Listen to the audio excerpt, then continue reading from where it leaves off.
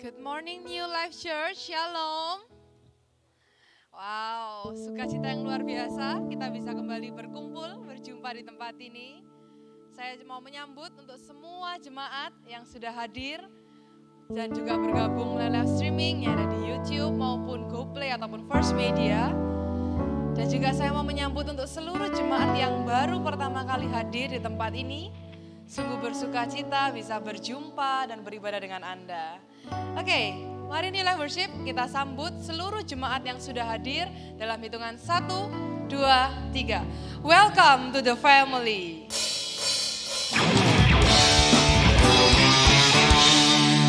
Oke, mari jemaat Tuhan kita siapkan hati, kita siapkan pikiran, kita mau memulai ibadah hari ini.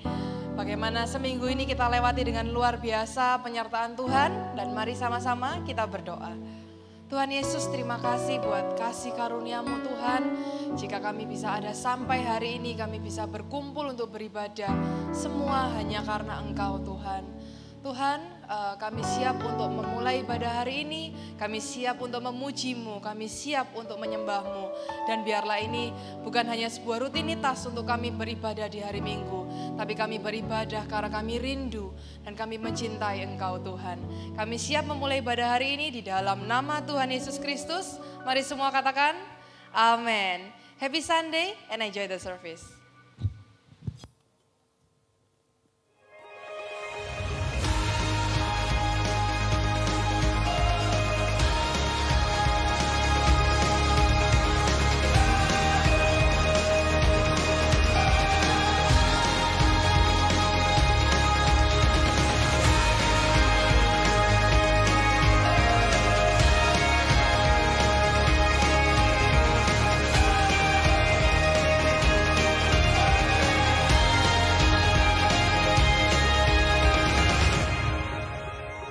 Good morning New Life Church. Good morning.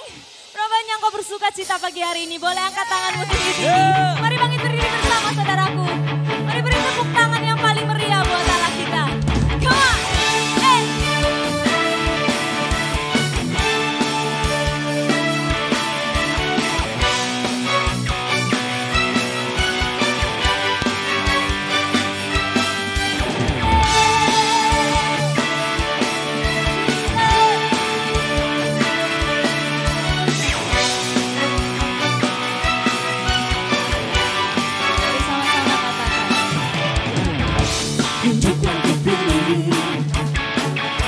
Membuatku berarti, karena Yesus Tuhan tempatku percaya dan berharap. Ku buka mataku, lihat sekelilingku. Ku harus katakan kebenarannya yang berbebas. Karena kuasa-Mu, karena kehebatanmu, ku dapat lakukan perkara besar yang Kau janjikan. Yesus, Kau sahabatku. Yesus, Kau yang akan selalu berada di sisiku. Kau sungguh kuatku. Oh Yesus, Kau sahabatku. Yesus, Kau yang akan menjadi sisiku. Kau sumber kuatku.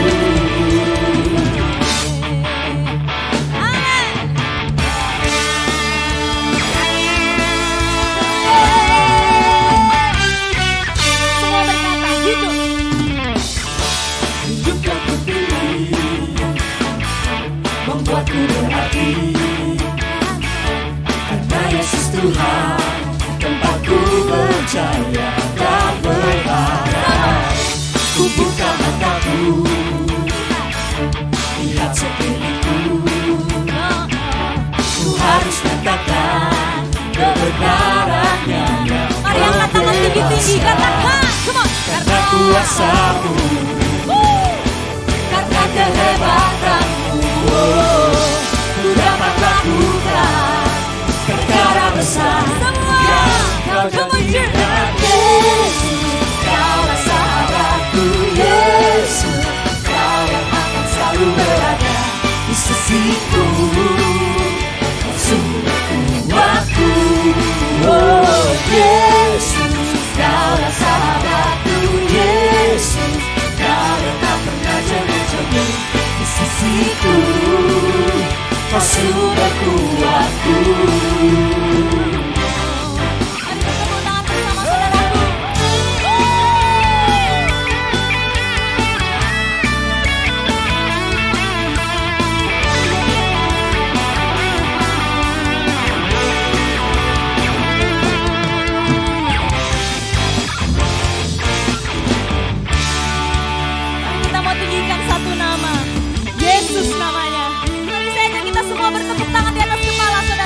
lebih tinggi buat Tuhan.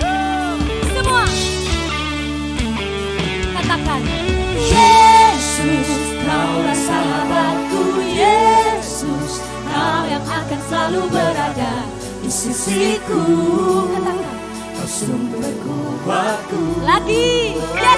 Yesus, Yesus, Kaulah sahabatku. Yesus, Kau yang tak pernah jemu-jemu di sisiku. Kau sumber kuatku.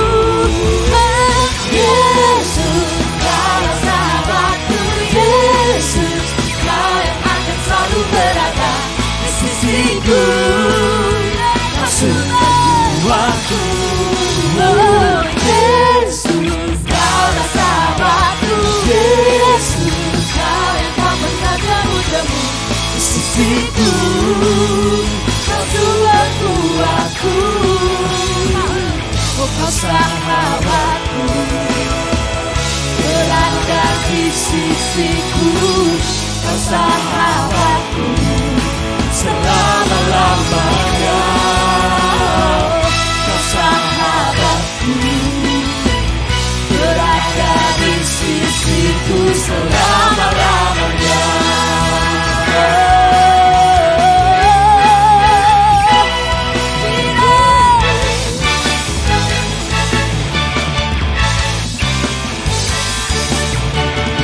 tepuk tangan yang meriah buat yang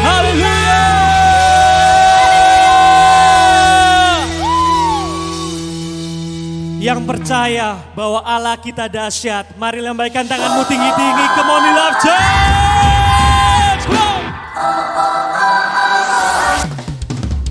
Go! Go!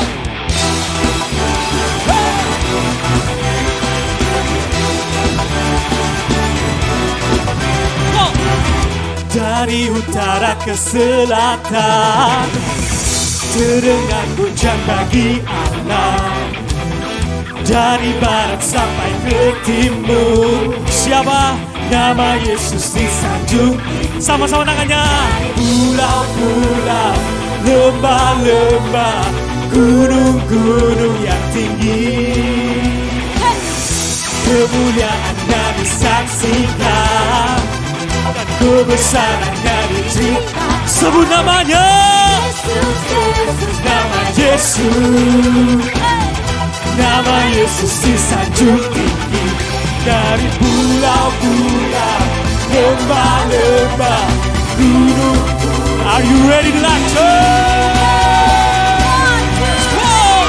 Allahku dahsyat berkuasa, seluruh bumi sujud menyembah, tinggikan namamu. Allahku dahsyat berkuasa, seluruh bumi sujud menyembah, tinggikan namamu.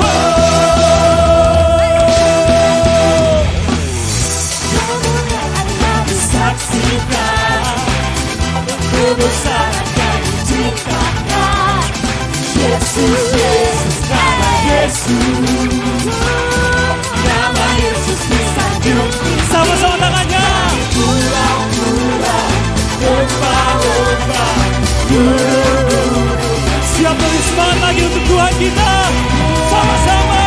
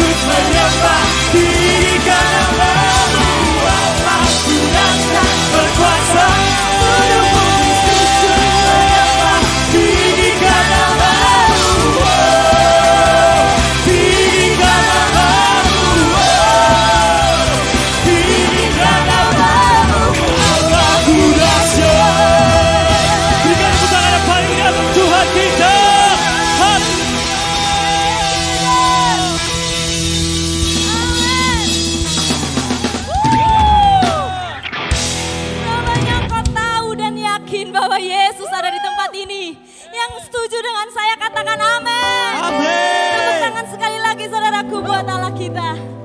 Amin, amin. Thank you Jesus.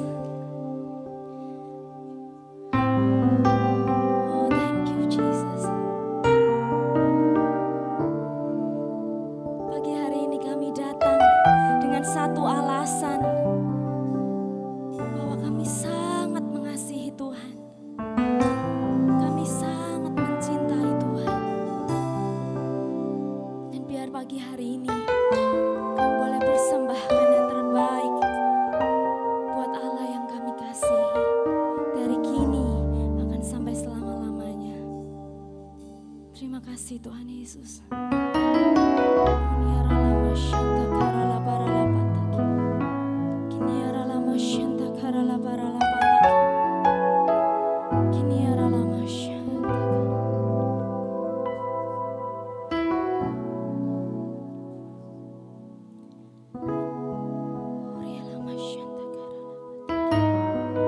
Thank you Jesus.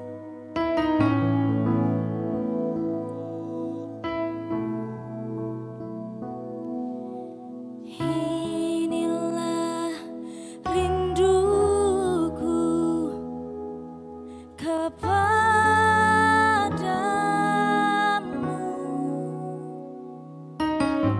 segenap hatiku menyembahmu.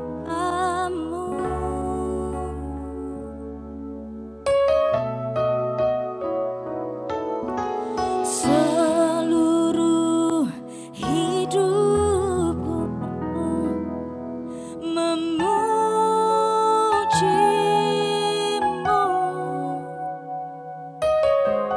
ku memujamu ya Allahku. Semua berkata,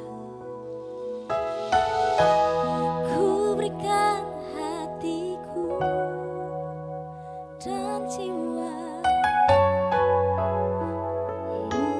semuanya,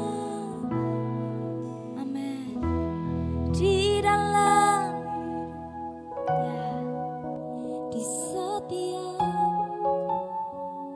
nyatakan, lagi katakan, ku berikan, ya Jesus, dan jiwa,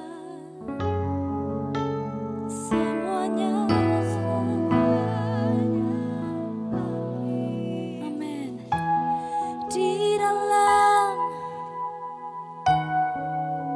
di setiap waktu,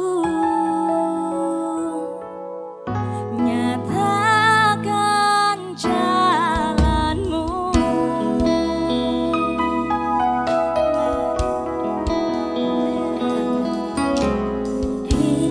Inilah rinduku kepadamu,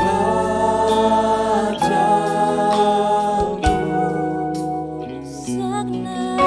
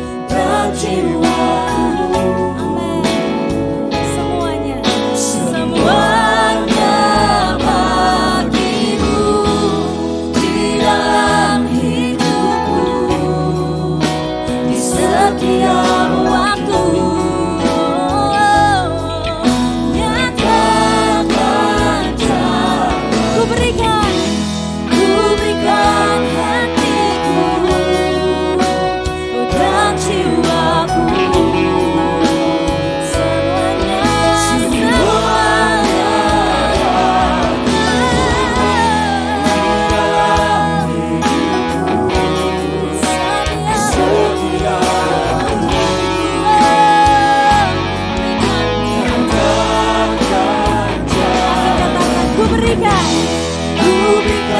hatiku dan jiwaku,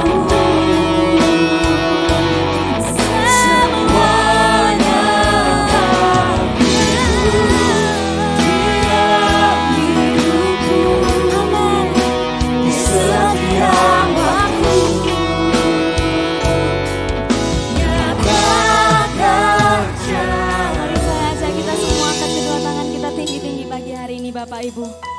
Mari bersama berikan hidup kita, hati kita, segalanya bagi Tuhan. Amin. Engkau yang mau, mari bernyanyi bersama dengan sungguh. Katakan ku berikan, come on. Ku berikan hatiku dan jiwa, semuanya, semuanya di dalam, oh, di setiap nyatakan Tuhan, ku berikan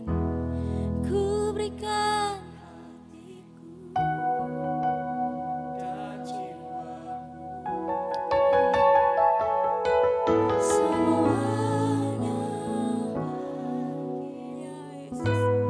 di dalam hidupku, di setiap waktu. Nyatakan jalanmu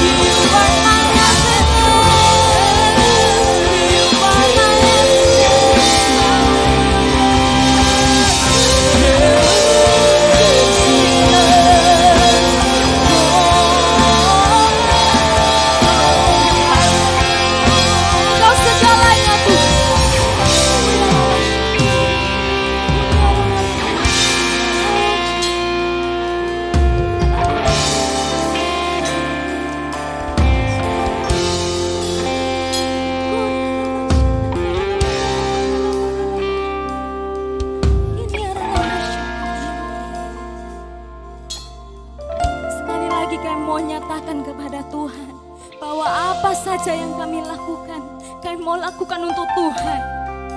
Kami mau melayani, kami mau melayani untuk Tuhan. Kami bekerja, kami mau bekerja untuk Tuhan.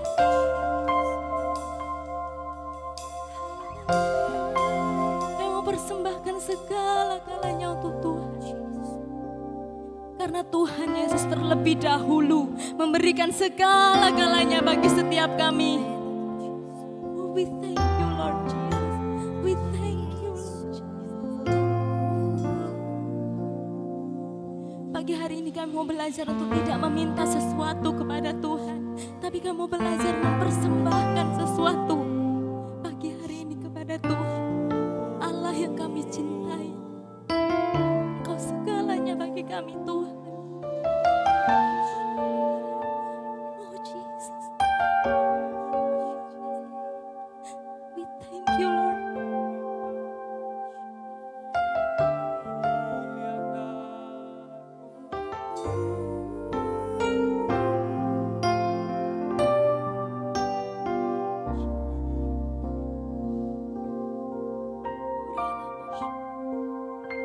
Kaulah segalanya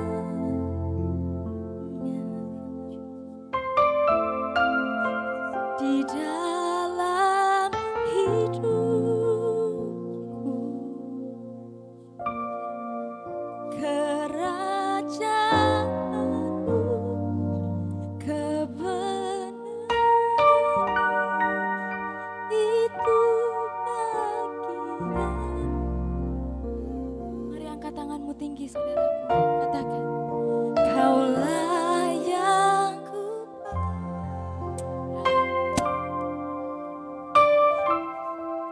selama hidupku, mengasihimu,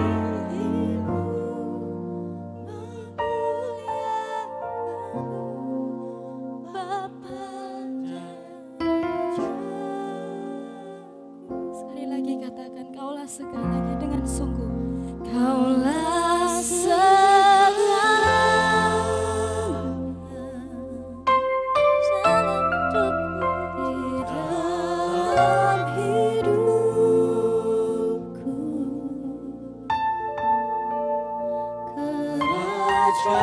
kerajaanmu, kebenaranmu itu bagi aku. Kaulah yang ku pandang selama hidupku, mengasihimu, memuliakanmu, Bapa dan Rajaku.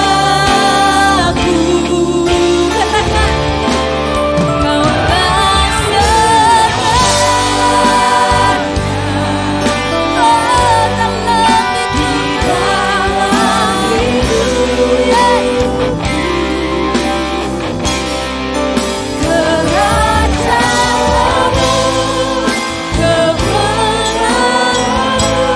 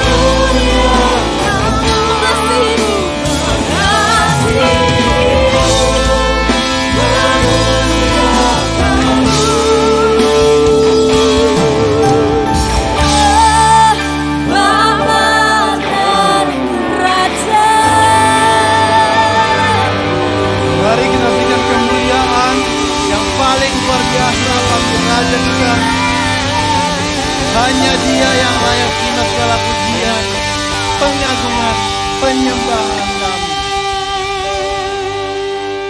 Thank you Jesus. Terima kasih Yesus, Engkau hadir di tengah-tengah kami. Dan biarlah Engkau juga berbicara kepada kami semua. Di dalam nama Yesus, semua katakan, amin. Silakan duduk. Puji Tuhan, haleluya. Senang ketemu Anda semua di rumah Tuhan. Welcome bagi Anda yang hadir on site. Tapi juga welcome bagi Anda yang hadir online. Yang nonton mungkin lewat YouTube, GoPlay, dan First Media. Dan saya sadar bahwa hari ini mungkin juga banyak yang memang ikutnya secara online. Sebab ini long weekend, ada orang-orang yang pergi jalan-jalan ke luar kota.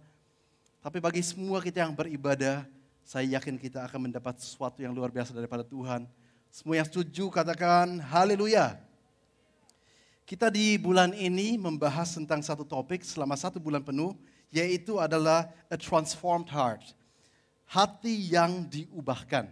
Tapi sebelum kita bahas lebih lanjut, ada hal yang saya ingin sampaikan, yang saya ingin announce.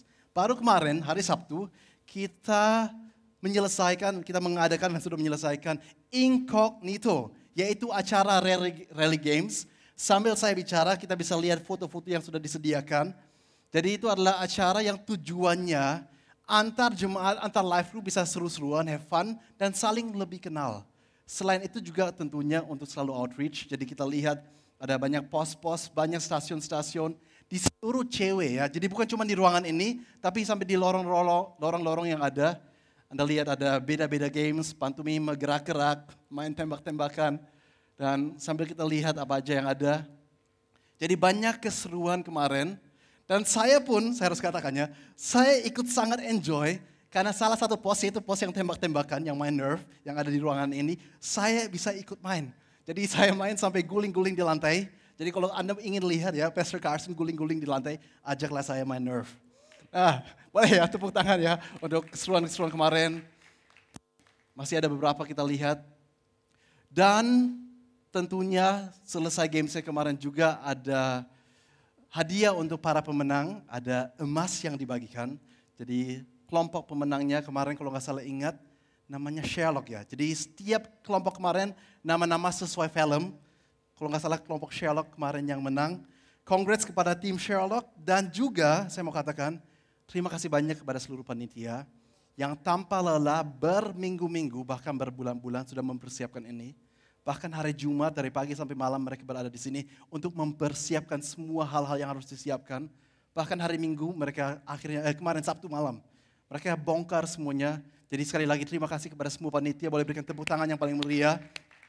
Ada banyak orang yang terlibat, ketuanya Ezra, thank you Ezra, ketua Incognito-nya. Dan juga terima kasih kepada Indrawan yang adalah ketua department acara live group.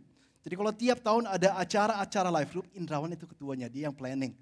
Tahun-tahun sebelumnya ada kayak Apologetika, kali ini ada kayak Rally Games.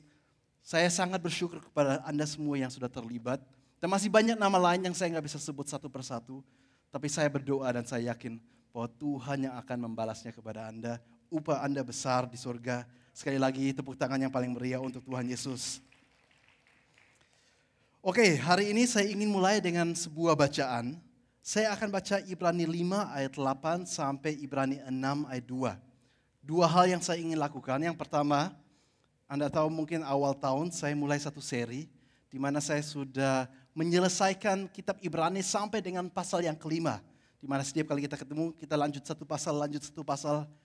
Dan karena ada banyak topik penting yang waktu itu perlu disampaikan, sementara saya berhenti, saya libur dari kitab Ibrani. Tapi hari ini saya ingin melanjutkan, sekaligus gak ada yang kebetulan, di sana kita akan mendapati satu hal yang benar-benar sesuai dengan topik bulan kita, yaitu hati yang diubahkan. Jadi kita akan belajar dari kitab Ibrani, kita akan baca dulu Ibrani 5 ayat 8 sampai Ibrani 6 ayat 2, begini firman Tuhan. Dan sekalipun ia adalah anak, yaitu Yesus, ia telah belajar menjadi taat dari apa yang telah dideritanya. Dan sesudah ia mencapai kesempurnaannya, ia menjadi pokok keselamatan. Oke, di depan saya hilang, oke. Menjadi pokok keselamatan yang abadi bagi semua orang yang taat kepadanya. Dan ia dipanggil menjadi imam besar oleh Allah menurut peraturan Melkisedek. Tentang hal itu banyak yang harus kami katakan. Tetapi yang sukar untuk dijelaskan, saya akan baca dari sini karena sini tadi hilang. Dijelaskan, karena kamu telah lamban dalam hal mendengarkan. Lanjut. Ayat 12. Ayat slide berikut. Oke. Sebab sekalipun kamu ditinjau dari sudut waktu sudah seharusnya menjadi pengajar, kamu masih perlu lagi diajarkan asas-asas pokok dari penyataan Allah dan kamu masih memerlukan susu, bukan makanan keras. Sebab barang siapa masih memerlukan susu, ia tidak memahami ajaran tentang kebenaran, sebab ia adalah anak kecil. Tetapi makanan keras adalah untuk orang-orang dewasa yang karena mempunyai panca indera yang terlatih untuk membedakan yang baik daripada yang jahat. Berikut. Sebab itu marilah kita tinggalkan asas-asas pertama dari ajaran tentang Kristus dan beralih kepada perkembangannya yang penuh. Janganlah kita meletakkan lagi dasar pertobatan dari perbuatan-perbuatan yang sia-sia dan kepercayaan kepada Allah. Itu ajaran tentang pelbagai pembaptisan, penumpangan tangan, kebangkitan orang-orang mati, dan hukuman kekal. Sekali lagi kita berdoa. Tuhan, kita bersyukur untuk kesempatan hari ini kita boleh belajar firman Engkau. Dan kita belajar bagaimana di zaman Alkitab ditulis, penulis mengatakan bahwa ada orang-orang yang sedang tidak bisa menerima ajaran yang untuk orang dewasa karena mereka masih kayak anak kecil, tidak bertumbuh. Seperti apa yang mereka dengar masuk kiri keluar kanan. Tapi yang saya doakan, jemaat hari ini bukan jemaat yang demikian. Bukan seperti anak kecil tapi seperti orang dewasa yang dapat menerima dan mau mendengar dan mau mengerti segala hal yang Engkau ingin sampaikan Tuhan. Bantu kami mengerti. Di dalam nama Yesus mau katakan, amin. Judul untuk hari ini adalah, bisa ditampilkan, memiliki hati seperti Yesus. Coba semua katakan, 1, 2, 3, memiliki hati seperti Yesus. Saya ingin mulai dengan sebuah kesaksian, sebuah cerita yang beneran terjadi. Kita melihat di slide berikut ada sebuah kota di Hong Kong. Ini disebut dengan Kulon Walled City.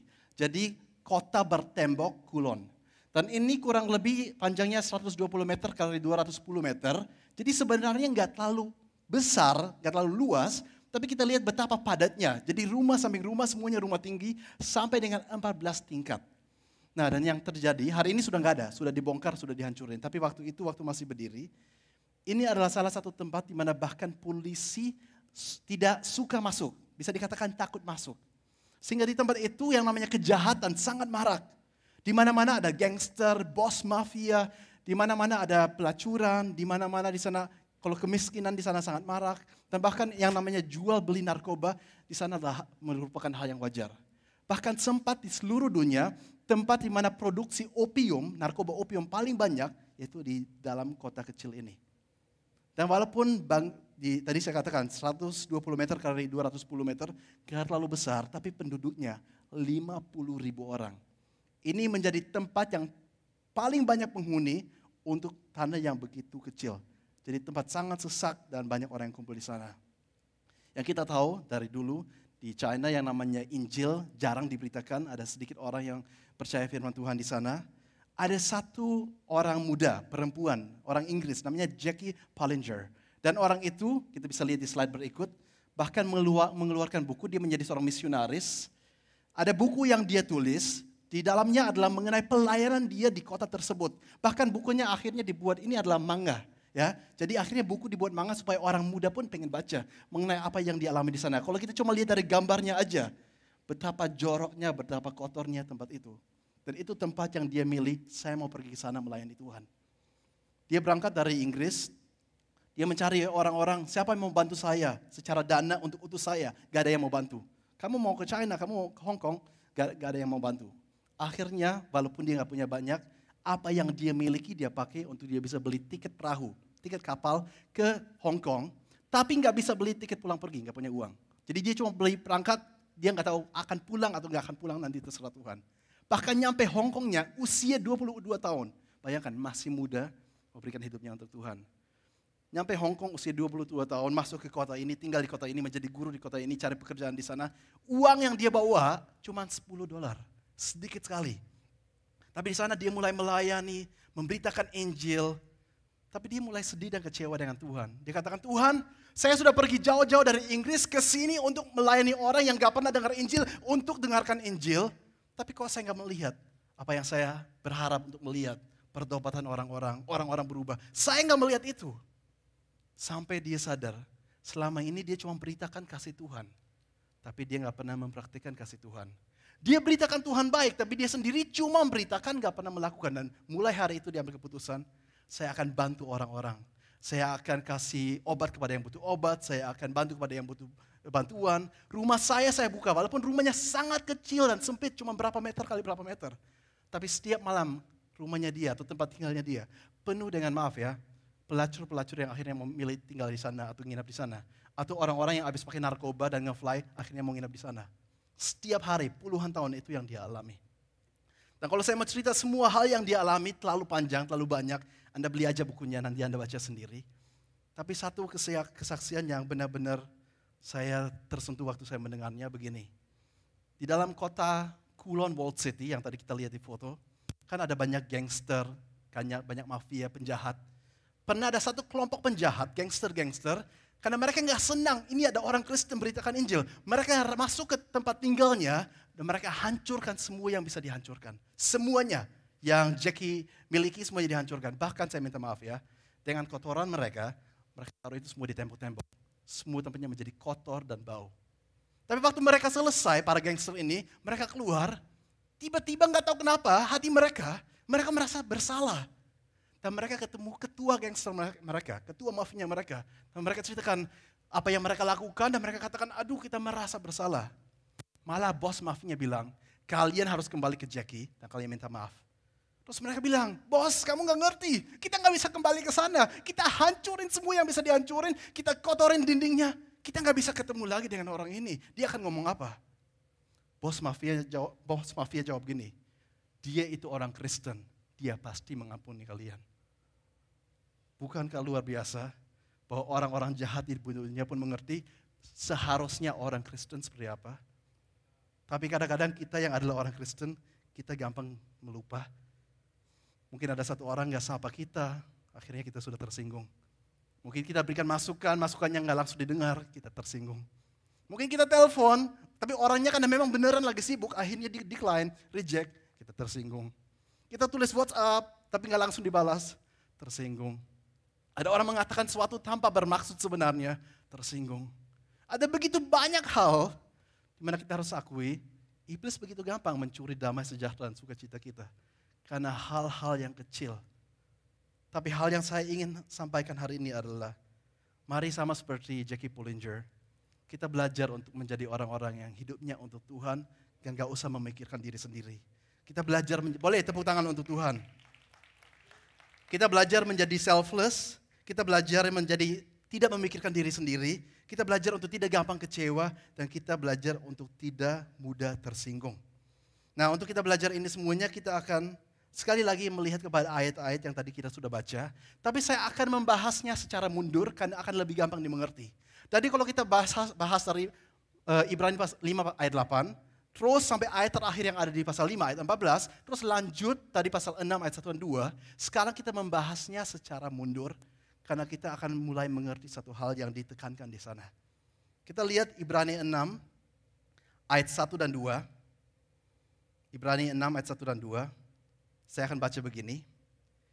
Sebab itu marilah kita tinggalkan asas-asas pertama dari ajaran tentang Kristus dan beralih kepada perkembangan yang penuh. Janganlah, ya perhatikan, jangan kita meletakkan lagi, dan sekarang kita akan melihat 6 hal yang dianggap oleh Alkitab, oleh penulis, ini doktrin dasar kekristenan.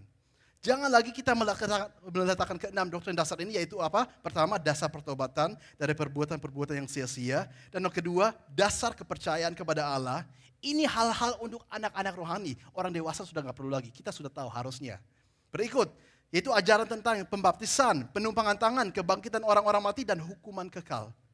Bukan berarti ini nggak penting. Ini penting sekali, ini namanya fondasi. Gedung nggak bisa berdiri kalau fondasinya nggak kuat. Jadi jangan salah, fondasi harus ada. Ini penting sekali, saking pentingnya, bentar lagi ada sebuah kelas di mana kita akan ajarkan ke 6 hal ini.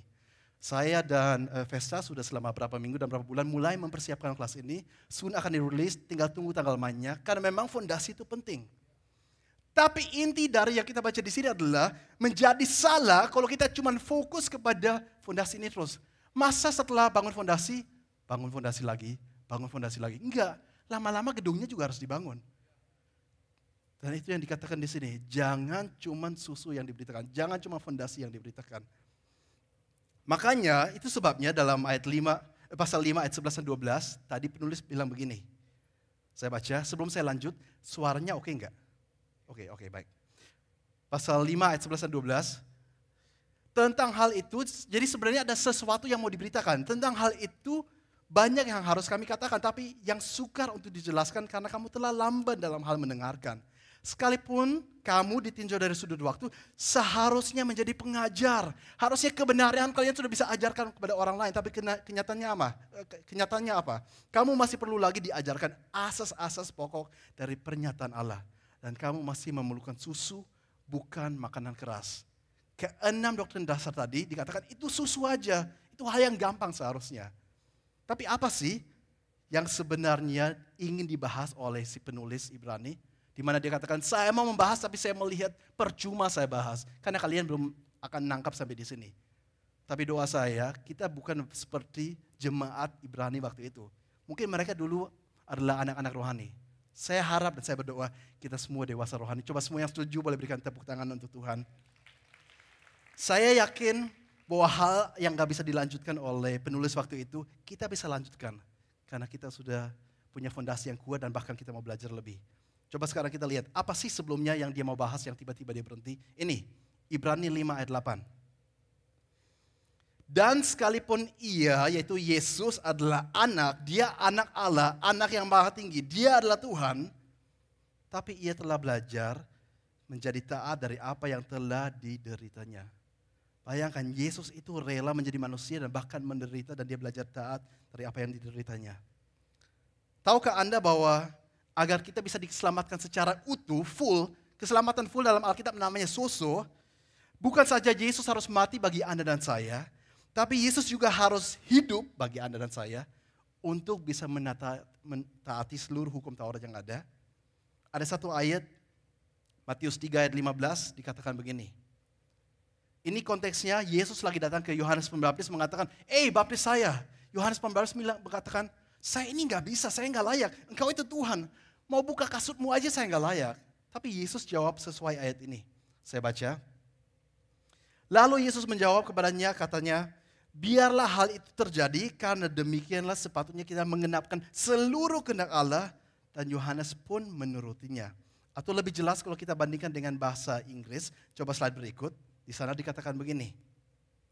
Lalu Yesus menjawab katanya kepadanya, biarlah hal itu terjadi karena demikianlah sepatutnya kita menggenapkan seluruh kehendak Allah. Dalam bahasa Inggris, all righteousness. Kita menggenapkan seluruh kebenaran. Dan Yohanes pun menurutinya.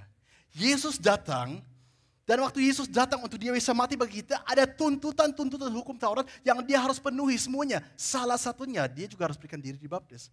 Maka semua yang dituntut termasuk dibaptis, dia melakukan. Kalau saya menjelaskan kurang lebih kayak gini.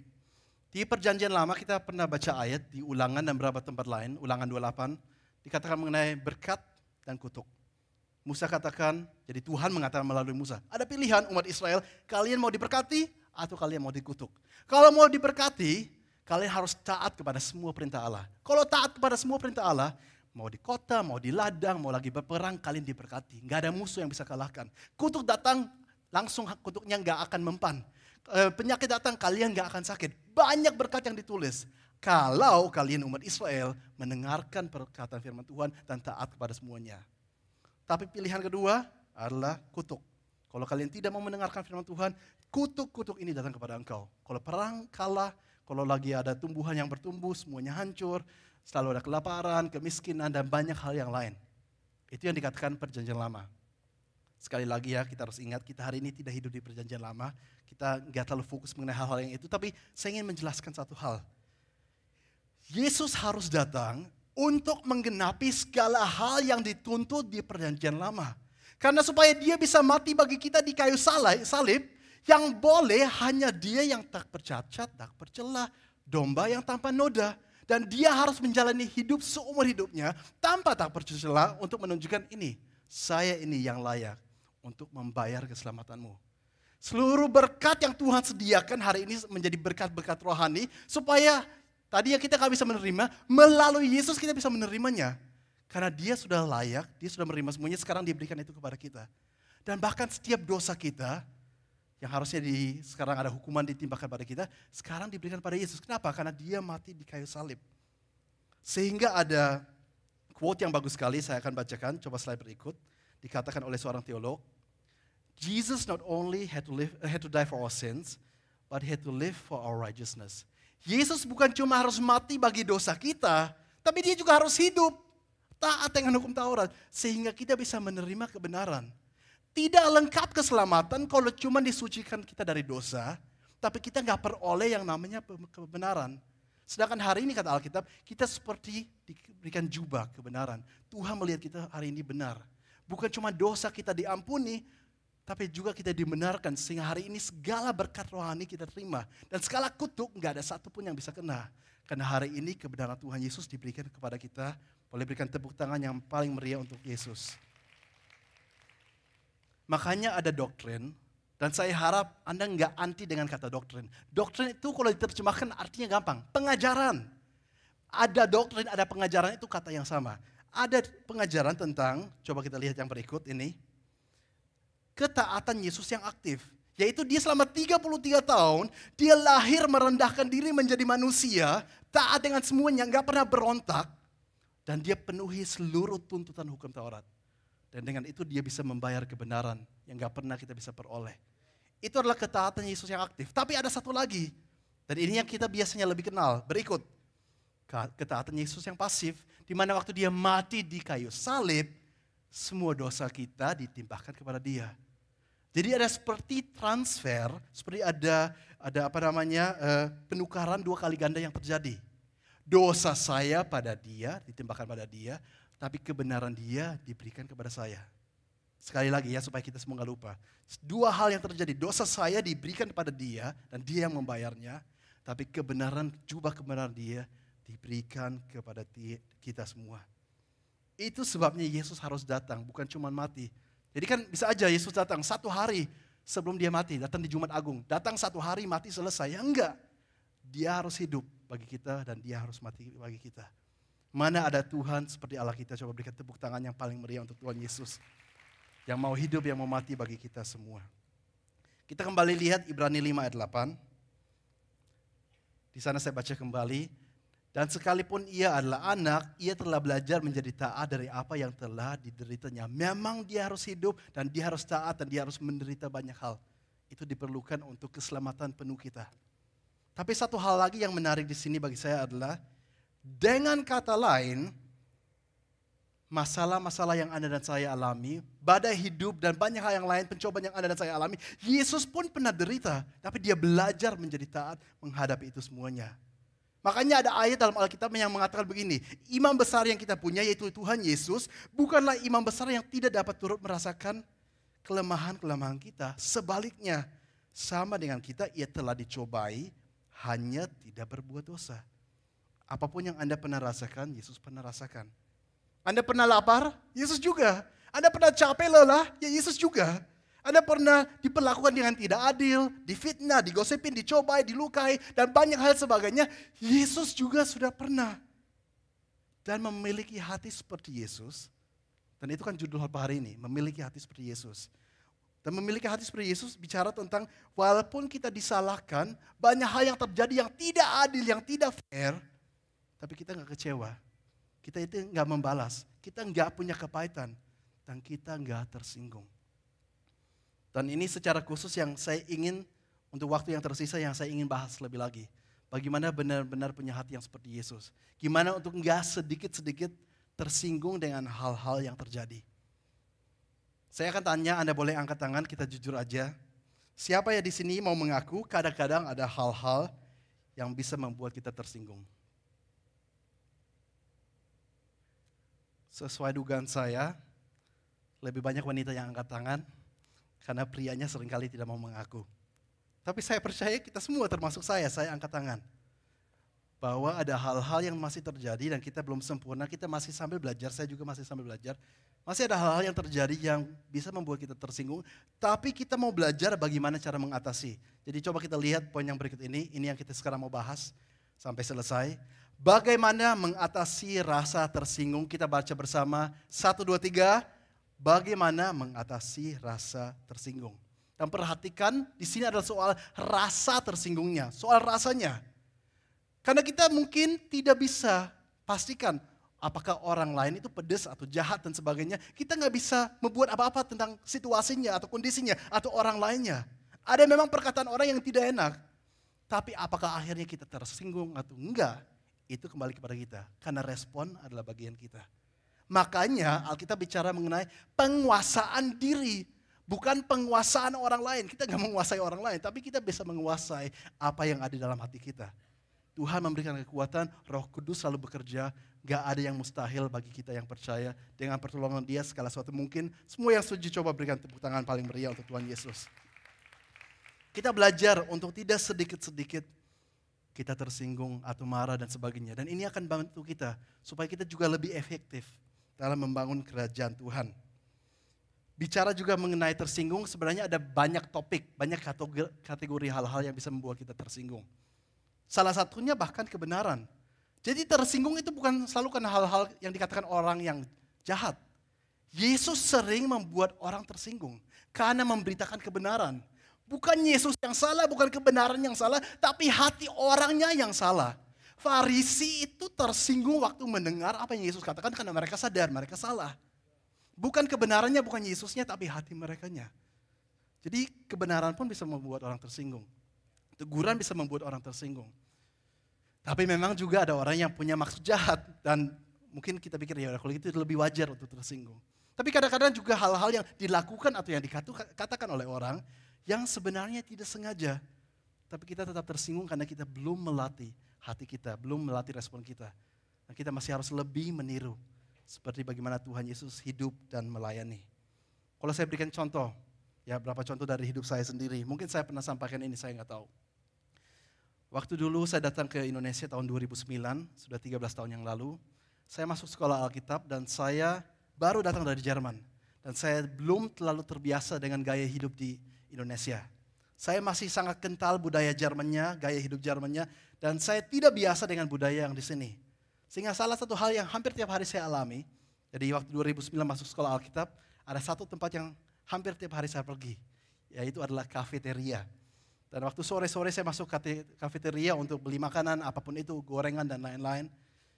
Di Jerman yang saya biasanya kenal adalah seperti ini. Kalau saya di toko, di kios, dimanapun, di kafeteria, ada sebuah antrian yang panjang. Jadi satu orang, terus di depannya ada satu orang lagi, di depannya satu orang. Begitu tertib, satu demi satu sampai akhirnya giliran kita. Dan saya praktekkan dengan sesuai yang apa saya tahu. Tapi ternyata nggak bisa. Saya antri, tapi ternyata di sana caranya begini. Karena pintunya tuh mejanya cukup besar, siapapun yang duluan ngomong dia yang dapat. Jadi walaupun saya sudah tunggu dari tadi, sekarang giliran saya seharusnya ada orang datang dari belakang bilang, gorengan 3, nasi goreng 1, mie kuah 1. Kira-kira siapa yang duluan dilayani? Yang ngomongnya duluan, bukan yang antri dari tadi. Dan saya itu dalam hati, hari demi hari saya marah. Saya tersinggung. Saya tersinggung dengan orang-orang yang kayak menerobos. Saya juga tersinggung dengan yang penjaga tokonya. Masa dia nggak sadar? Saya dari tadi tunggu. Dan saya tersinggung. Benar-benar itu hal-hal yang saya alami selama berminggu, berbulan-bulan. Di mana saya belajar untuk harus mengatasi rasa tersinggung. Karena saya sadar, setiap hari saya marah karena hal-hal kayak gitu. Itu seperti saya cuma minum racun. Yang nggak enak itu saya, yang lain nggak kena. Kan itu saya bodoh sendiri kalau saya tetap tersinggung. Tapi saya bersyukur melalui hal ini dan banyak hal lainnya yang kalau diceritakan terlalu panjang, saya dengan cukup cepat belajar untuk tidak terlalu menghiraukan hal-hal yang kayak gini. Karena sebenarnya tidak terlalu penting. Kita bisa menjaga hati bukan karena kita hebat, tapi karena Tuhan Yesus Kristus yang hidup dalam diri kita. Dia yang memampukan kita selalu. Boleh tepuk tangan Tuhan. Kita lihat Mazmur 119 ayat 165. Dikatakan begini, besarlah ketentraman pada orang-orang yang mencintai tauratmu. Tidak ada batu sandungan bagi mereka. Izinkan dalam hal ini pun saya buka bahasa Inggrisnya karena mungkin akan lebih gampang dimengerti. Dikatakan begini, besarlah ketetapan pada orang-orang yang mencintai Taurat Tuhan. Tidak ada batu sandungan bagi mereka, di dalam bahasa Inggris, nothing shall offend them. Tidak ada yang membuat mereka tersinggung, tidak ada yang membuat mereka marah, tidak ada yang membuat mereka emosi. Keadaan dunia mau parah, orang mau jahat, tidak ada yang membuat mereka tersinggung. Dan bukankah luar biasa kalau seandainya kita bisa hidup seperti itu? Saya harus mengaku, saya pun belum nyampe sampai di sana, tapi hari demi hari kita belajar untuk semakin menyerupai Tuhan Yesus Kristus. Nah kalau kita melihat teladan Tuhan Yesus Kristus, bagaimana dia hidupnya seperti itu. Orang jahat pada dia difitnah karena dia mau dirajam batu, dia dipasang mahkota duri padahal dia datang untuk menyelamatkan. Tapi nggak pernah dia marah, emosi, tersinggung yang dikatakan orang tanpa berpikir, ya udah berikan tepi kanan. Segampang itu bagi dia. Dan kalau saya melihat dan kalau saya pikir, ada satu ayat Filipi 2 ayat 8. Itu yang menjelaskan kalau bisa Yesus seperti itu. Karena kerendahan hati. Filipi 2 ayat 8 nggak ada di slide, saya akan kutip aja. Di sana dikatakan bahwa dia yang adalah Tuhan mengosongkan diri menjadi manusia dan rendahkan diri, taat, bahkan menjadi hamba dan bahkan mati di kayu salib. Dia rendahkan diri, saking rendahnya sudah nggak ada yang bisa kenal dengan dia. Orang mau lempar batu, orang mau katakan apa, semuanya lewat. Saking rendahnya. Ngerti maksudnya? Dan itu yang Alkitab katakan, kita harus seperti itu. Kita harus merendahkan diri. Ada ayatnya kan? Kalau kita merendahkan diri, Tuhan yang mengangkat kita. Tapi betapa luar biasa hidup di mana sebenarnya, bayangkan hari demi hari, tidak ada hal-hal yang membuat kita tersinggung. Jadi kalau poin pertama bisa ditampilkan, bagaimana mengatasi rasa tersinggung ini. Rendahkanlah dirimu. Banyak ayatnya, ada di Yakobus 4 ayat 10, ada di 1 Petrus 5 ayat 6, dan seterusnya, dan seterusnya. Kadang-kadang susah merendahkan diri karena kita merasa orang lain kan yang salah. Ngapain saya merendahkan diri? Dia yang salah, dia yang duluan. Tapi tahukah Anda, siapa yang duluan mengalah, siapa yang duluan mengaku salah, siapa yang duluan mau merendahkan diri, dia yang lebih rohani. Ya udah orang lain itu mungkin dia yang salah, tapi maukah kita menjadi yang lebih rohani? Kita duluan yang mengalah. Mengalah bukan berarti kalah. Mengalah di mata Tuhan, kita merendahkan diri, justru Tuhan katakan kamu layak untuk diangkat. Boleh ya tepuk tangan untuk Tuhan. Kalau soal hal-hal seperti ini, logika dunia nggak jalan. Nggak. Ini ada logika Alkitabnya yang Tuhan sudah tetapkan bagaimana seharusnya.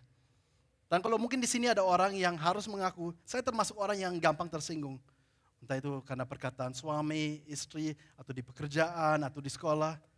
Pagi-pagi sebelum Anda berangkat ke kampus, ke sekolah, ke tempat kerja, atau kemanapun. Coba Anda katakan dalam hati, hari ini saya memilih untuk tidak mau tersinggung. Pilihan, karena respon selalu ada pilihan. Seberapa nanti kita berhasilnya, ya itu hal yang lain. Tapi kita percaya dengan pertolongan Tuhan, semakin lama akan semakin baik. Kita lihat Lukas 17 ayat 1. Di sana Yesus berkata begini, ayat 1. Yesus berkata kepada murid-muridnya, tidak mungkin tidak akan ada penyesatan. Tetapi celakalah orang yang mengadakannya. Saya baca sekali lagi. Yesus berkata kepada murid-muridnya, tidak mungkin tidak ada penyesatan. Bahasa asli Alkitab, kata penyesatan dipakai kata skandalon. Skandalon adalah kata yang sering kali kalau bahasa Inggris diterjemahkan tadi, offense, hal-hal yang membuat tersinggung. Gak mungkin di dunia ini dengan orang yang begitu banyak, banyaknya juga jahat. Gak mungkin bahwa gak ada hal-hal yang membuat, yang mereka katakan yang bisa menyinggung. Pasti ada. Skandalon pasti ada, bahasa asli Alkitab, bahasa Greka. Tahukah Anda arti kata skandalon? Pada sebuah perangkap itu digunakan untuk menangkap binatang yang mau dimakan. Entah itu burung, entah itu binatang lain. Ada sebuah perangkap, tapi biasanya binatang gak mungkin masuk perangkap kalau tidak ada umpannya. Nah, skandalon ini adalah definisi dari sebuah bagian di perangkap yang menahan umpannya. Sehingga kalau disentuh, perangkapnya tutup. Kalau contoh paling gampang, mungkin perangkap tikus, kita mungkin taruh keju atau ikan atau apapun pada perangkapnya. Kalau sekarang tikusnya kena dengan satu bagian kecil yang ada makanan, itu yang namanya skandalon. Akhirnya seluruh perangkapnya bisa tutup. Jadi Alkitab memberikan gambaran bahwa sebenarnya hal-hal yang membuat tersinggung perkataan orang itu seperti perangkap yang bisa membuat kita seperti di dalam penjara. Sehingga saya nggak heran kalau saya baca ayat seperti Efesus 6 ayat 12. Dikatakan begini di sana. Karena perjuangan kita bukanlah melawan darah dan daging, tetapi melawan pemerintah-pemerintah, melawan penguasa-penguasa, melawan penghulu-penghulu dunia yang gelap ini, melawan roh-roh jahat di udara. Musuh Anda dan saya bukan manusia, sesama kita bukan. Tapi di balik itu ada iblis yang tidak mau kita berhasil untuk memperluas kerajaan surga. Kerajaan surga pasti selalu akan bertumbuh dan perluas. Pertanyaannya, apakah kita menjadi bagian atau enggak? Dengan begitu banyak perangkap, ya ada umpan-umpannya, kadang-kadang bisa kita sibuk seharian memikirkan hal yang enggak-enggak. Karena tersinggung atau marah, emosi dan sebagainya. Jadi satu hal yang saya ingin katakan begini. Janganlah termakan oleh umpan iblis. Janganlah termakan oleh umpan iblis. Jangan buka celah supaya iblis dengan begitu gampang bisa mencuri damai dan sukacita kita. Berikut kita lanjut. Bagaimana mengatasi rasa tersinggung. Tadi saya katakan rendah hati. Yang berikut, perbuatlah semua seperti untuk Tuhan. Ini kunci untuk supaya kita semua tidak gampang tersinggung. Perbuat semua seperti untuk Tuhan. Saya berikan contoh dari hidup saya. Saya sudah melayani Tuhan belasan tahun. Dalam belasan tahun saya melayani Tuhan, ada ratusan mungkin ribuan orang yang saya layani sampai saya nggak bisa hitung. Respon orang-orang yang saya dan bukan cuma saya, Pastor Iwan dan semua hamba Tuhan yang lain di seluruh dunia. Yang kita layani pasti respon orang-orang yang dilayani beda-beda. Ada orang yang akhirnya bertobat, ada orang yang berubah, ada orang yang bertumbuh, ada orang yang kita melihat perubahannya, ada orang yang menghargai kita, ada orang yang tidak menghargai kita. Yang menjadi susah adalah saya sudah berikan waktu saya berhari-hari, bahkan berminggu-minggu, bahkan berbulan-bulan. Dan tiba-tiba orang itu terhilang tanpa kabar. Dan saya merasa dia gak menghargai saya. Semua effort, waktu, tenaga yang saya sudah berikan. Dan dia begitu gampang hilang tanpa mengatakan bye atau apapun juga. Dan saya tersinggung. Atau mungkin bahkan bukan cuma menghilang, kadang-kadang ada orang yang bahkan mengatakan hal yang seharusnya gak pantas untuk dilakukan itu. Setelah segala hal yang saya sudah korbankan bagi dia. Tapi waktu itu saya tertemplak dengan satu ayat. Kolose 3 ayat 23 mengatakan segala hal yang kita buat, buatlah seperti untuk Tuhan dan bukan untuk manusia. Kalau saya tersinggung dengan dia, berarti selama ini saya masih cari pujian dari dia. Saya masih cari kehormatan dari dia. Saya masih melakukan untuk dia dan bukan untuk Tuhan. Makanya saya bisa tersinggung. Alkitab mengajarkan apapun yang kita lakukan, entah itu orang tua atau untuk bos atau untuk siapapun, seperti untuk Tuhan. Maka nggak ada alasan untuk kita mau tersinggung. Karena audiens kita yang melihat kita cuma satu, Tuhan Yesus Kristus. Coba semua yang setuju katakan amin. Boleh tepuk tangan untuk Tuhan lebih kencang lagi. Saya minta tim praise and worship sudah boleh maju ke depan. Saya akan recap mengenai hal-hal yang kita belajar hari ini. Kita baca bagaimana penulis dari kitab Ibrani mengatakan ada hal yang penting yang saya ingin ajarkan. Yaitu mengenai hidup Yesus yang karakternya baik, yang bertumbuh, yang walaupun mengalami penderitaan, dia selalu taat. Itu yang sebenarnya saya ingin ajarkan. Tapi kalian jemaat Ibrani, kalian itu hatinya belum sampai di sana. Kalian masih harus diberikan susu. Ya udah, sementara saya harus kasih susu. Saya cuma kasih pengajaran aja. Tapi doa saya adalah supaya Anda dan saya yang kumpul di sini, kita bukan lagi anak rohani, apalagi bayi rohani. Kita dewasa rohani. Kita bukan cuma belajar kebenaran, tapi kita juga mau menghidupi apa yang Tuhan Yesus hidupi. Kita bisa melihat slide recap, bagaimana mengatasi rasa tersinggung kita sudah belajar. Dan ini kita melihat dari contoh hidup Yesus sendiri. Rendahkanlah dirimu. Jadilah begitu rendah, sehingga apapun yang mau dilemparkan pada kita, lewat. Kita gak kerasa. Rendahkan diri adalah hal yang sangat indah di hadapan Tuhan. Berikut kedua, bagaimana mengatasi rasa tersinggung? Perbuatlah semua seperti untuk Tuhan. Pujian, kehormatan semuanya kita cari bukan dari manusia. Tapi Tuhan saja cukup kalau Dia yang berikan. Mari kita akan berdoa. Tuhan, kita bersyukur untuk apa yang boleh kita belajar hari ini. Kami ingin menjadi manusia, menjadi orang yang semakin serupa dengan Engkau. Mempunyai hati seperti Engkau. Bantu kami supaya dalam sehari-hari kita, waktu kita gak termakan habis karena hal-hal yang gak terlalu penting. Karena umpan-umpan iblis, karena hal-hal yang dikatakan oleh orang. Tapi supaya kita katakan hidup saya adalah untuk Tuhan dan saya menggunakan dengan baik.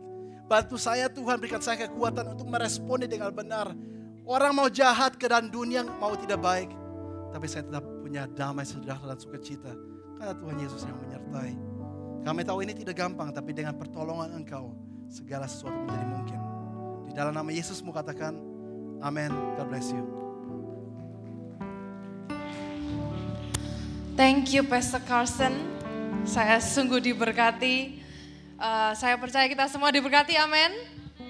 Wow, benar-benar tadi saya mulai kembali mencatat dan saya benar-benar sangat terberkati dengan apa yang Pastor Carson sampaikan. Pasti kita mudah untuk tersinggung karena kita adalah manusia, tapi jemaat Tuhan mari kita sama-sama belajar untuk menjadi pribadi yang diubahkan, amin. Oke, kita akan memberikan persembahan jemaat Tuhan. Di kursi Anda masing-masing telah kami sediakan 2 amplop. Saat ini kita akan menggunakan amplop yang berwarna merah. Anda bisa memberikan persembahan secara cash dengan amplop berwarna merah atau scan QR code yang tertera di layar LED dan di amplop Anda masing-masing. Bagi Anda yang mengalami keterbatasan sinyal, Anda bisa menggunakan WiFi yang telah kami sediakan dengan nama New Life Indonesia dan tidak perlu menggunakan password.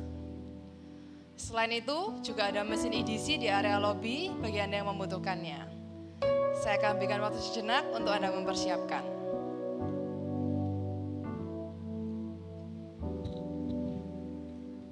Mari jemaat Tuhan, sebelum kita memberikan persembahan persepuluhan, dan persembahan pembangunan, mari sama-sama kita berdoa dan kita angkat amplop kita. Tuhan Yesus, terima kasih buat pesan-Mu hari ini Tuhan, yang begitu meremah di hati kami Tuhan. Dan selalu ajarkan kami untuk bisa berubah, transformasi hati kami Tuhan, dan kami mau serahkan kehidupan kami ke dalam tangan-Mu. Dan Tuhan, sebentar kami akan memberikan persembahan, Kau berkati siap tangan-tangan yang memberi Tuhan, dan kami memberi dengan sukacita, karena kami tahu Engkau Allah yang mengasihi dan memberkati kami terlebih dahulu. Terima kasih Tuhan Yesus, di dalam nama-Mu kami berdoa, amin. Yesus, Kau yang sahabatku, Yesus, Kau yang akan selalu berada di sisiku, Kau sumber kuatku. Oh Yesus, Kau yang sahabatku, Yesus, Kau yang tak pernah jemu-jemu di sisiku, Kau sumber kuatku. Yesus, Kau yang sahabatku, Yesus, Kau yang akan selalu berada di sisiku, Kau sumber kuatku. Oh Yesus, Kau yang sahabatku, Yesus, Kau yang tak pernah jemu-jemu di sisiku, Kau sumber kuatku.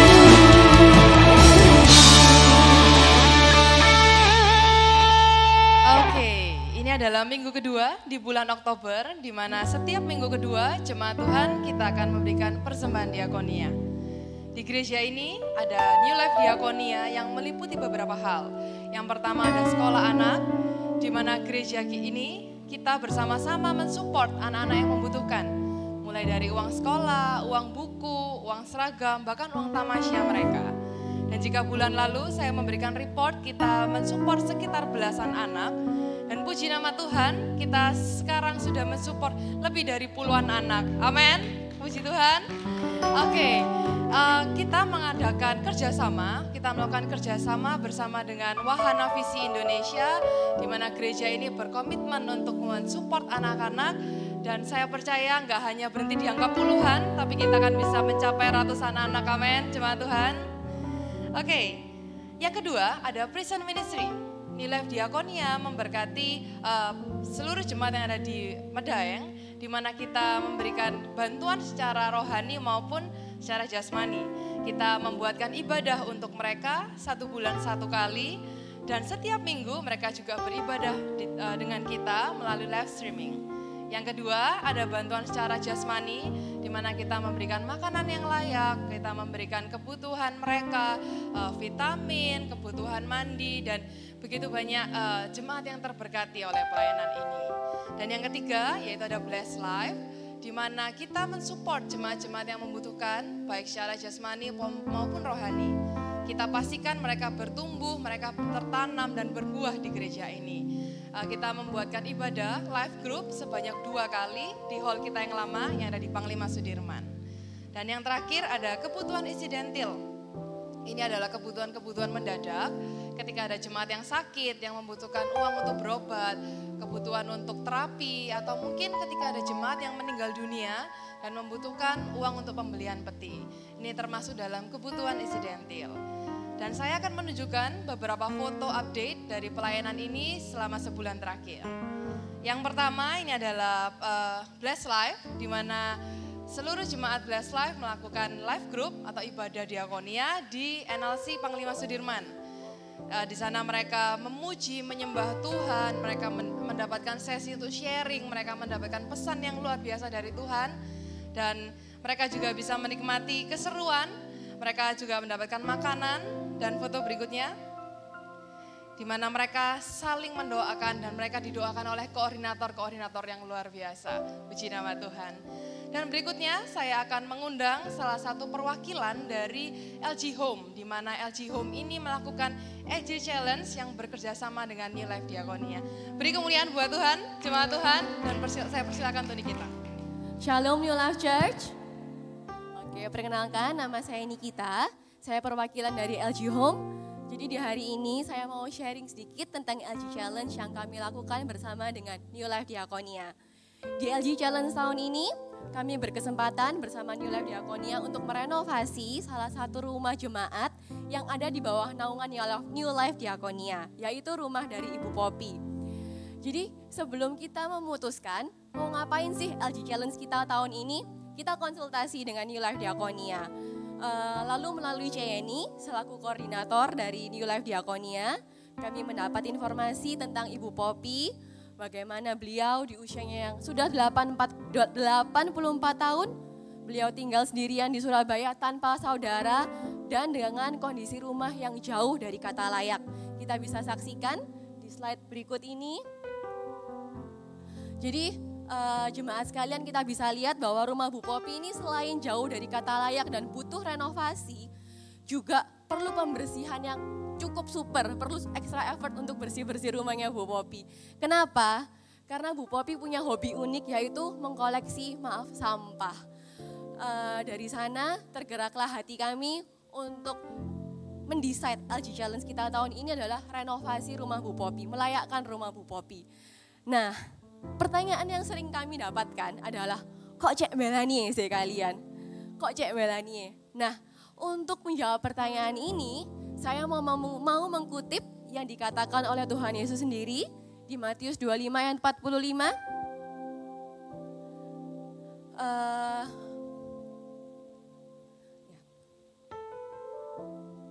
Oke. Boleh dibantu ayatnya? Oke, saya bantu bacakan untuk Nikita. Matius 25 ayat 45. Maka ia akan menjawab mereka, aku berkata kepadamu, sesungguhnya segala sesuatu yang tidak kamu lakukan untuk salah seorang dari yang paling hina ini, kamu tidak melakukannya juga untuk aku. Amin. Thank you, Fasta. Jadi dari ayat ini kita tahu, ketika kita melayani, ketika kita membantu mereka yang membutuhkan, hati siapa sih yang kita senangkan? Hati Tuhan Yesus. Jadi Tuhan Yesus yang selama ini udah kasih kita extra mile, udah kasih kita begitu banyak hal. Kenapa kok nggak kali ini kita yang extra mile untuk menyenangkan hati Tuhan Yesus? Dan sedikit sharing, ketika kita proses renovasi rumah Bu Poppy ini, justru kita yang banyak dibuat kagum oleh Tuhan. Jujur, sebagian dari kami ketika dikasih tahu LG Challenge-nya itu renovasi rumah dan ada deadline-nya, yaitu 3 bulan, kami pesimis, kami nggak berani, sebagian dari kami, nggak bilang semua, sebagian dari kami pesimis dan nggak berani melangkah. Karena bagi kami, gimana caranya 3 bulan rumahnya udah jadi, dapat dananya dari mana? Tapi justru di sana hebatnya Tuhan. Ketika kita decide untuk melangkah, ketika kita memutuskan untuk melangkah dan berani maju, justru di sanalah Tuhan bekerja. Di sanalah Tuhan yang mencukupkan. Dan yes, Tuhan yang membuktikan siapa Dia yang sebenarnya, bahwa Dia adalah Tuhan yang Alfa dan Omega. Jika Dia yang memulai, maka Dia akan yang menyediakan dan Dia juga yang akan menyelesaikan. Jemaat, benar-benar kita nggak pernah selama proses pembangunan ini kita kekurangan dana, kekurangan tenaga. Itu semua sudah disiapkan sama Tuhan just at the right time. So yes, it's really, kita benar-benar thankful sama Tuhan Yesus. Dan bisa dilihat di slide berikutnya. Ini Ini adalah foto-foto kami bersama LG Home dan New Life Diakonia di fase terakhir pembangunan rumah Bu Poppy. Jadi kita ngecat rumahnya bersama-sama. Sudah jauh berbeda ya jemaat ya dengan foto yang sebelumnya. Dan bisa ditampilkan before afternya. Yes, ini yang ini before, yang ini after. Ya. Kenapa kok merah? Karena Bu Poppy-nya sendiri yang minta warna merah cuma. Oke, tapi mungkin sebagian dari kita berpikir bahwa berkat yang penerima berkat terbesar di sini adalah Bu Poppy. Yes, we do hope that this new home ini adalah berkat bagi Bu Poppy. Tetapi sebenarnya justru kamilah yang terberkati melalui LG Challenge kali ini. Why? Karena melalui LG Challenge kali ini kami diizinkan untuk menjadi witness of God's goodness, witness of God's faithfulness. Kita benar-benar bisa experience gimana Tuhan itu provide dari awal sampai akhir. Dan saya cuma mau tutup sharing saya hari ini dengan satu pesan. One of the greatest blessings is when we are able to be a blessing. Thank you. Thank you Nikita. Wow. Saya percaya nggak akan berhenti di sini. New Life Diakonia akan bisa menjadi berkat untuk lebih banyak jemaat. Amin. Oke, saya juga bertanya waktu itu, kenapa ya warnanya kok merah? Ternyata adalah warna favorit dari Bu Poppy. Oke, jemaat Tuhan, kita akan memberikan persembahan diakonia menggunakan amplop berwarna ungu. Anda bisa memberikan secara cash dengan amplop atau scan QR code yang tertera di layar dan yang ada di amplop Anda masing-masing. Saya akan berikan waktu sejenak untuk Anda mempersiapkan.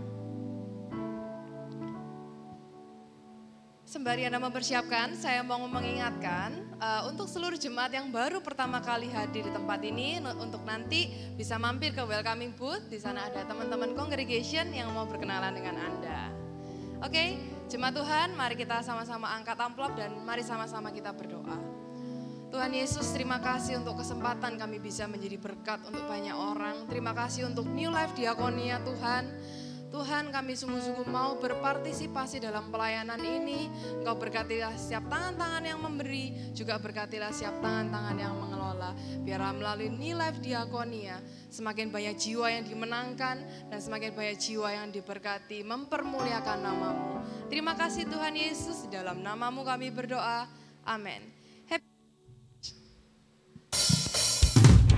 Yesus, Kaulah sahabatku, Yesus, Kau yang akan selalu berada di sisiku, Kau sumberku, kuatku. Oh Yesus, Kaulah sahabatku, Yesus, Kau yang tak pernah temu di sisiku, Kau sumberku, kuatku. Yesus, Kaulah sahabatku, Yesus, Kau yang akan selalu berada di sisiku, Kau sumberku, kuatku.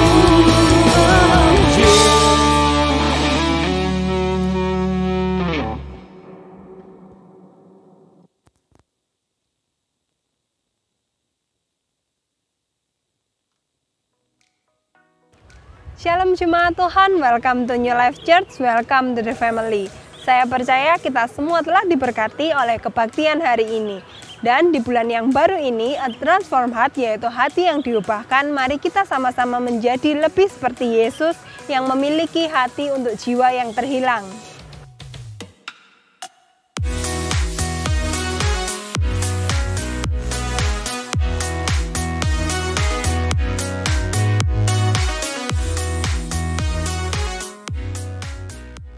New Life Discovery Class Volume 1 akan kembali diadakan secara online pada tanggal 23 Oktober, 30 Oktober, dan 6 November. So, bagi Anda yang belum mengikuti kelas ini, Anda dapat mendaftarkan diri Anda di welcoming booth atau Anda dapat menghubungi nomor yang tertera. Minggu depan, Pastor Stefanus Suwarno akan kembali memberkati kita dengan kebenaran firman Tuhan. So, jangan lupa kita ajak teman, keluarga, atau kerabat kita untuk sama-sama bergabung dalam ibadah minggu depan.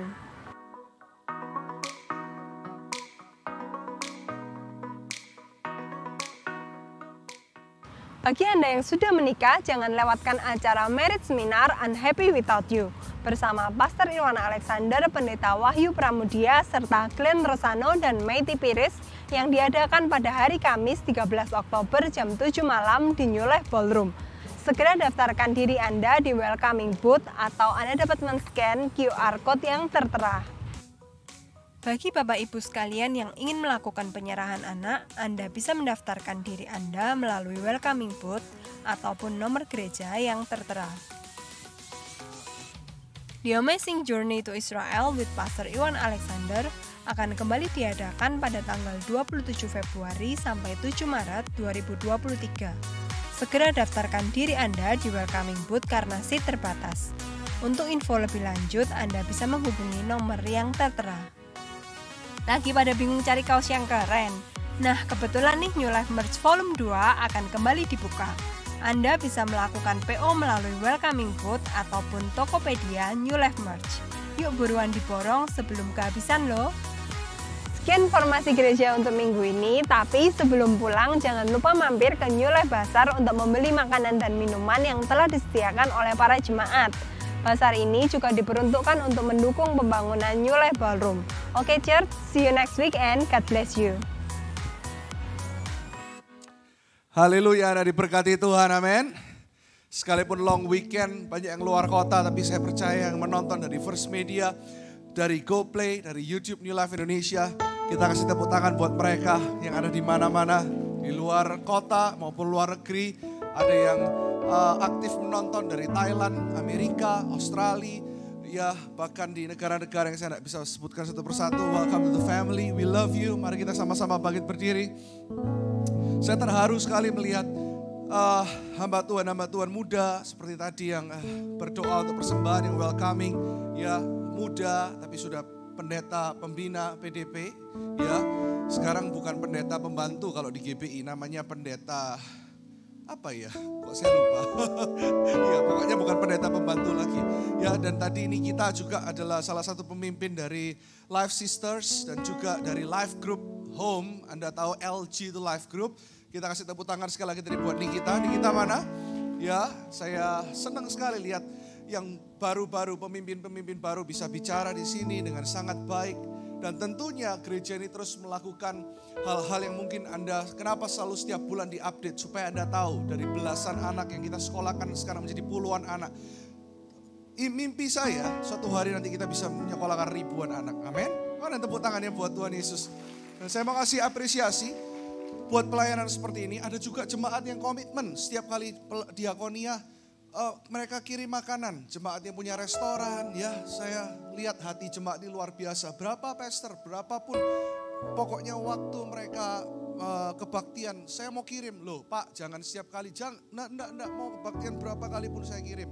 Itu luar biasa, karena gereja bukan hanya untuk kumpul-kumpul, memuji, menyembah di sini, tetapi waktu pulang itu gereja yang sesungguhnya. Saya mau kasih apresiasi karena untuk pelayanan seperti ini itu tidak mudah. Tidak semua gereja melakukan ini, karena kita bukan hanya membantu, bukan hanya kita merenovasi rumah mereka dan sebagainya, menyekolahkan. Tapi kita juga memuridkan. Anda tahu sebulan 2 kali mereka kumpul, kira-kira jumlahnya sudah 50-60 orang. Ini ada orang-orang yang benar-benar memberikan hati. Mereka pun juga punya life group. Anda yang belum life group, ayo katakan kanan kiri, sudah life group belum? Karena life group itu adalah DNA, nafas hidupnya dari gereja ini. Saya mau kasih apresiasi buat yang semua yang melayani. Mungkin yang Yeni datang sore, Ibu Priscilla juga gak tahu pagi. Ada Ibu Priscilla, PDP Priscilla yang di sana. Ini umurnya sudah hampir 70 tahun loh. Gak apa-apa ya, saya selalu ngomong ini kan minta izin dulu. Ayo angkat tangan dulu. Ini ya Ibu Priscilla ini yang mengkoordinasi untuk prison ministry. Di sini sekarang mereka menonton kira-kira hampir 80 orang menonton bersama-sama kebaktian ini. Thank you PDP Priscilla. Thank you juga buat LG Home. Siapa yang ikut merenovasi angkat tangan semuanya ada pagi hari ini. Ya ada mungkin banyak kebaktian sore. Tapi juga ada Vesta, ada Ibu Ninis, ada semuanya yang gak bisa saya sebutkan satu persatu. Tepuk tangan buat mereka yang mendedikasikan luar biasa hidupnya untuk pelayanan ini. Amin. Dan jangan lupa hari Kamis ini, kapan? Kamis ini, katakan kanan kiri. Yang pagi jangan kaku-kaku ya, katakan Kamis ini gitu ya. This Thursday ya. Kita akan ada Unhappy Without You, a Christ-centered marriage seminar ya. Saya selalu berdoa setiap tahun, kemarin sudah yang anak-anak muda lari-lari tembak-tembakan di sini. Saya video gitu ya. Mereka tapi tembak-tembakan nggak merusak rumah Tuhan nggak ya? Itu pakai apa itu? Nerf ya, saya rada deso ya. Saya dulu mainnya gaplek gitu ya. Apa itu mainnya? Itu karambol gitu ya. Saya lihat anak-anak muda zaman sekarang ini, luar biasa. Gitu kemarin pas kasih kena perut ya dus. Itu ada videonya saya simpan ya. Nah, itu sudah yang anak-anak muda. Tapi saya juga memperhatikan yang menikah dan sebagainya. Nanti tahun depan akan terus ada parenting. Saya berdoa dari tengah-tengah saya juga adalah teman-teman yang luar biasa dari Yayasan Telaga Kehidupan. Nanti satu hari harus ini sudah ada di tengah-tengah kita sebagai keluarga. Ada Anita, Ibu Anita dan Pak Victor. Mana? Where are you guys? Somewhere here? Oh, ada di sini orangnya. Ayo, angkat kedua tangan. Saya senang sekali ketika Tuhan mengkonekkan dengan mereka. Victor dan Anita ini masih muda sekali. Mereka punya yayasan yang namanya Telaga Kehidupan. Saya berharap kita terus bisa kerjasama. Mereka membantu orang-orang yang perlu dikonseling. Mereka connect dengan psikiater-psikiater Kristen. Mereka membantu orang-orang yang butuh dimuridkan, jiwanya dipulihkan. Tepuk tangan buat orang-orang seperti ini. We love you guys. Ya, nanti bikin lebih banyak seminar. Anda ikut? Saya dengar sudah ada 30 couple. Jadi kira-kira 60 orang. Hari Kamis ini masih bisa daftar. Ya, Pak Wahyu Pramudi akan melayani. Saya dan istri saya akan melayani. Kita akan mendoakan setiap couple. Ayo, yang belum daftar, daftar sama-sama. Amin. Ada diberkati hari ini. Katakan kanan kiri lagi, jangan mudah tersinggung. Ya, kalau nggak disapa nyapa, gitu ya. Haleluya. Angkat kedua tangan. Sama-sama sebelum pulang katakan, sebab kau besar. Amin. Perbuatanmu ajaib, tiada seperti Engkau. Tiada seperti. Tiada sebelum pulang angkat kamu tinggi-tinggi katakan. Kau besar, perbuatanmu ajaib, tiada seperti Engkau. Semua jemaat yang menonton dari First Media, dari YouTube, dari GoPlay, sama-sama angkat kedua tangan tinggi, sama-sama katakan. Sebab kau besar, perbuatanmu ajaib, tiada seperti Engkau. lebih banyak menyelamatkan jiwa Tuhan, lebih banyak seperti Engkau. Sebab kau besar, perbuatanmu ajaib, tiada seperti Engkau. Tiada seperti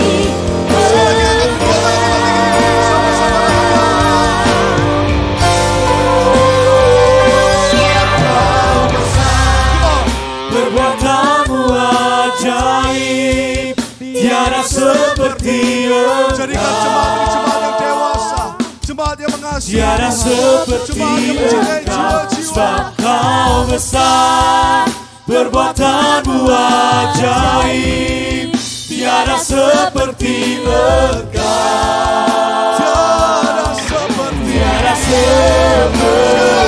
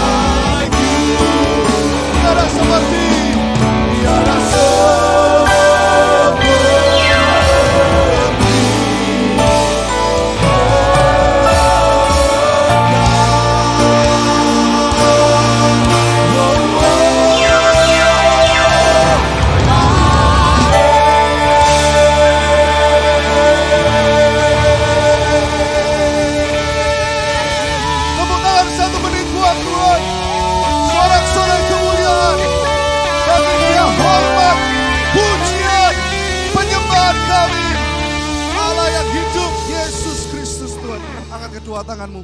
Saya berdoa yang menonton dari First Media, Channel Light, dari GoPlay, YouTube New Life Indonesia, juga yang onsite saat ini Tuhan, supaya mereka mengerti Jemaat semakin mengerti kebesaran Tuhan.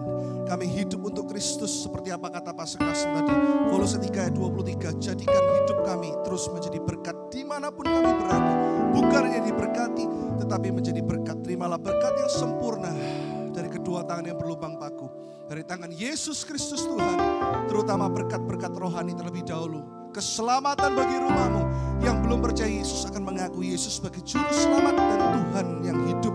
Lalu yang jasmani akan mengikuti. Diberkatilah kesehatanmu, diberkatilah rumah tanggamu, diberkatilah anak-anakmu, keturunanmu, diberkati Tuhan. Diberkatilah pekerjaanmu, pelayananmu, segala sesuatu dalam hidupmu dibuat Tuhan berhasil dan membuat semua orang di sekelilingmu berhasil.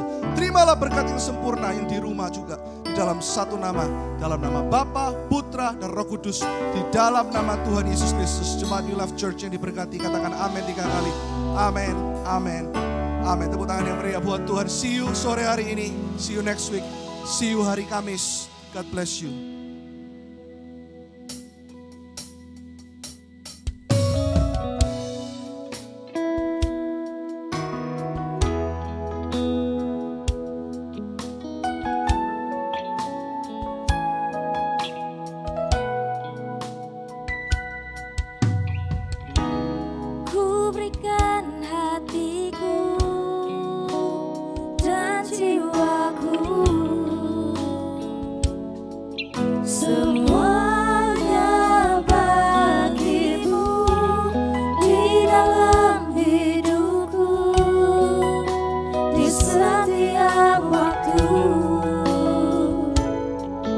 Nyata